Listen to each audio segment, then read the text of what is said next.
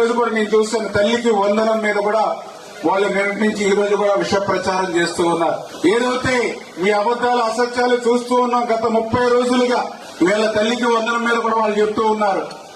ఏదైతే ఆ రోజు ఎంతమంది పిల్లలు చదువుకుంటే అంతమందికి ఇస్తామని చెప్పారు, కానీ ఈ రోజు ఒకరికి ఇస్తూ ఉన్నారని చెప్పి, ఇంకా అసలు ఆ పథకాన్ని ఇంకా మేము గ్రౌండ్ లో ఇంకా దాన్ని అటెంప్ట్ చేయలేదు.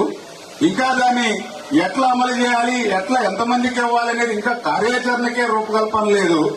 అప్పుడే వీళ్ళు ఏదో సెక్రటరియట్ లోనూ ఏదైతే ముఖ్యమంత్రి గారు లేదా లోకేష్ బాబు గారు పవన్ కళ్యాణ్ గారు మనసులో ఏముందో తొంగి చూసినట్లుగా వీళ్ళప్పుడే పేపర్లన్నీ కూడా అసత్యాల అబద్దాలతో నింపేస్తూ ఉన్నారు వాళ్ళ కరపత్రికలో. మరి ఆ తల్లికి వందనం కూడా గతంలో ఇచ్చినటువంటి మాట ప్రకారం మరి ఏదైతే ఎంతమంది పిల్లలుంటే అందరికీ కూడా ఆ యొక్క తల్లికి వందనం అందజేస్తాం.